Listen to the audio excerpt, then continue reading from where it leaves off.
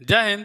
आप अक्सर लोगों के मुंह से एक डायलॉग सुनते होंगे, ना बाप बड़ा ना भैया, सबसे बड़ा रुपया। ये जो रुपया जो है उसका इतिहास क्या है, किसने सबसे पहले रुपया शब्द का प्रयोग किया, साथ ही साथ आज हम लोग सूर्यवंश के बारे में भी पढ़ेंगे। सूर्यवंश क्या है या द्वितीय अफगान वंश क्या है। कहा जाता है अकबर कभी महान ना होता जब शेरशाह सूरी के द्वारा उनके रणनीति, उनके प्रशासनिक व्यवस्था को लेकर के अगर नहीं चलता। मुगल साम्राज्य के बीच में 15 साल एक सूर्यवंश का या फिर द्वितीय अफगान वंश का टेन्योर आता है, उसके बारे में पढ़ लेते हैं। सूर्यवंश को सूर्य साम्राज्य भी कहते हैं। इसको द्वितीय अफगान वंश, पहला जो अफगान वंश है वो लोधी वंश का था। द्वितीय अफगान वंश शेरशाह सूरी को माना जाता है। इसको पठान वंश भी कहते हैं। सूर्यवंश का जो टेन्योर है 1540 से 1555 तक। सूर्यवंश का जो संस्थापक है शेरशाह सूरी। शेरशाह सूरी का जन्म 1472 और 1486 इसमें डिबेटफुल है, क्योंकि एक इतिहासकार का मानना है 1472 में, एक का मानना है 1486 में सासाराम में हुआ था।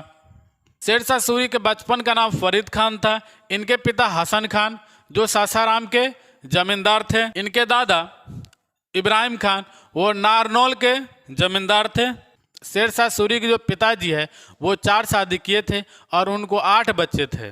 शेरशाह सूरी का जो सौतेली माँ है शेरशाह सूरी को बहुत ही परेशान करता था, जिसके कारण शिक्षा ग्रहण करने के लिए जौनपुर चला जाता है और वहाँ से शेरशाह सूरी जो है वह दक्षिण बिहार के सूबेदार बहार खान लोहानी के पास चला जाता है। कुछ दिन वहाँ पर रहता है। खान जो है तलवार के एक ही वार से एक शेर को काट देता है। बहार खान लोहानी जो है वह फरीद खान को शेर खान का उपाधि देता है। उसके बाद कुछ दिन जो है बहार खान लोहानी के पास रहता है। उसके बाद फिर जो है वहाँ से बाबर के सैनिक में आके मिल जाता है। अंधेरी के युद्ध में 1527 से 1528 में फिर दोबारा जो शेर खान जो है वह फिर ये जो बहार खान लोहानी जो है यह अपना नाम बदल कर यह अपना मोहम्मद शाह बिहार को स्वतंत्र राज्य घोषित कर लेता है। बिहार के दक्षिणी क्षेत्र में अपना अधिकार जमा लेता है।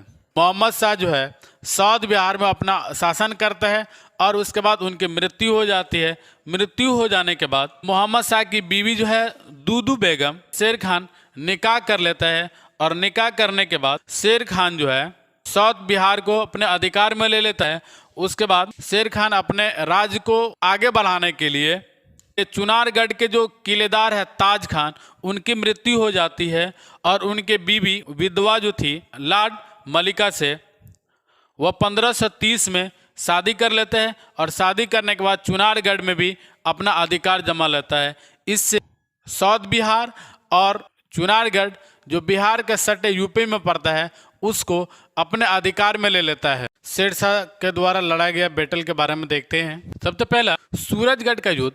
इसमें जो बिहार के जो साउथ इलाका से कुछ अफगान जो है बंगाल जो भाग गया था, उन्हीं अफगानों से लड़ाई हुआ था बंगाल में। जो सूरजगढ़ का युद्ध है ये बंगाल और शेरशाह सूरी के साथ हुआ था। इस सूरजगढ़ के युद्ध में शेरशाह सूरी का ही विजय हुआ था और बंगाल जीतने के बाद शेरशाह सूरी जो है बादशाह की उपाधि धारण करता है और साउथ बिहार, चुनारगढ़ और बंगाल को मिला करके अपना एक राज्य घोषित करता है, जिससे हुमायूं भड़क जाता है और हुमायूं युद्ध करने पर उतावला हो जाता है। 1539 में चौसा का युद्ध होता है हुमायूं और शेरशाह सूरी के साथ और इसमें शेरशाह सूरी जीत जाता है। उसके बाद 1 साल बाद कन्नौज का युद्ध होता है, फिर हुमायूं और शेरशाह सूरी के साथ। इसमें भी शेरशाह सूरी जो है वह जीत जाता है और कन्नौज या बिलग्राम युद्ध के बाद जैसे हुमायूं में पड़ा दिए थे, हुमायूं जो है हिंदुस्तान छोड़ करके भाग जाता है।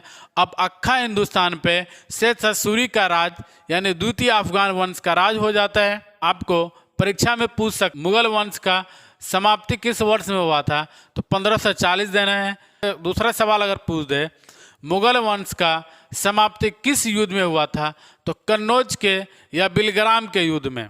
सूर्यवंश का स्थापना किस वर्ष में हुआ था, 1540 में। आपको परीक्षा में पूछ देगा। द्वितीय अफगान वंश का स्थापना कब हुआ, तो 1540 में यह पूछ देगा द्वितीय अफगान वंश का किस युद्ध के बाद स्थापना हुआ, तो बिलग्राम या कन्नौज के युद्ध के बाद। उसके बाद शेरशाह सूरी जो है गक्खड़ जाति के साथ युद्ध होता है, इसमें गक्खड़ जाति और शेरशाह सूरी के साथ, इसमें शेरशाह सूरी जीत जाता है, हालांकि बहुत ही परेशानी से गक्खड़ जाति के साथ युद्ध जीत पाता है। उसके बाद मालवा का युद्ध होता है 1542 में राजपूत और शेरशाह सूरी के साथ। तो मालवा के युद्ध में शेरशाह सूरी का विजय तो हुआ था, लेकिन उस पर कलंक लग गया था।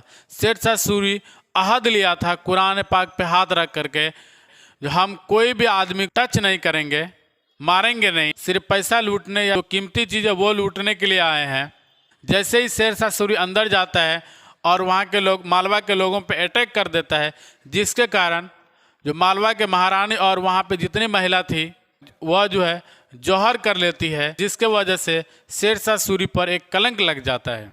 उसके अगले ही साल पूरनमल के साथ रायसीन में युद्ध होता है, पूरनमल और शेरशाह सूरी के साथ।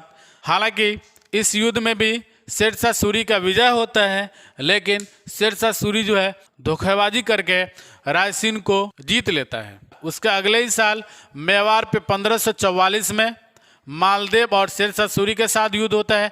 इस युद्ध में भी शेरशाह सूरी जीत जाता है। जैसे ही 1545 आता है, कालिंजर पर अटैक करता है। शेरशाह सूरी जो है कीरत सिंह को बोलता है आप मुझे नचनिया और पैसा दे दो, हम जो है आपको छोड़ देंगे, युद्ध नहीं करेंगे। लेकिन कीरत सिंह जो है वह नचनिया और न पैसा दे पाता है। 6-7 महीने के बाद कालिंजर पर अटैक कर देता है। कालिंजर के युद्ध के दौरान ही शेरशाह सूरी के एक सैनिक जैसे ही बम फेंकता है कालिंजर की दीवार पे, वह बम वहां से वापस आकर वहां आकर के फटता है जहां पे बहुत सारे पटाखे बम रखे हुए थे। साथ ही शेरशाह सूरी जो है वो भी वहां खड़ा था। पटाखे और शेरशाह सूरी समेत जो है वहां उधिया जाता है। शेरशाह सूरी का 22 मई 1545 को मृत्यु हो जाती है। शेरशाह सूरी जो है वो हजरत आला के उपाधि धारण किया था। इनका जो प्रशासनिक व्यवस्था था बहुत अच्छा था। शेरशाह सूरी का जो प्रशासनिक व्यवस्था था, उनका जो रणनीति था, वही रणनीति वही प्रशासनिक व्यवस्था को मुगल वंश के अकबर जो है वो अपने राज्य में इम्प्लीमेंट किया, लागू किया। शेरशाह सूरी के टाइम था रैयत सिस्टम था, जमीन जो है वह जब्ती प्रणाली था या जब्ती सिस्टम था। शेरशाह सूरी के टाइम में ही पट्टा और कबूलियत था, जो एग्रीमेंट या एक्सेप्टेबल जो होता है, एक्सेप्टेड जो होता है। शेरशाह सूरी जो है ये 3 सिक्का चलवाया। पहला सोना का, जो जिसको असरफी बोलता है, इसको मोहर भी बोला जाता है, और चांदी, ये जो है रिच आदमी के लिए था, अमीर आदमी के लिए था। उसके बाद जो है चांदी का सिक्का चलवाया। शेरशाह सूरी जो है अपने 5 साल के शासनकाल में दूसरा चांदी का सिक्का, जिसको आज रुपया बोलते हैं, ये मिडिल क्लास के लिए था। ये जो तांबा जो दाम होता है ये गरीबों के लिए था। शेरशाह सूरी जो है वो पाटलिपुत्र का नाम बदल के, जो बिहार का जो कैपिटल है पटना, पहले पाटलिपुत्र होता था, वो पाटलिपुत्र का नाम बदल करके पटना रख दिया था।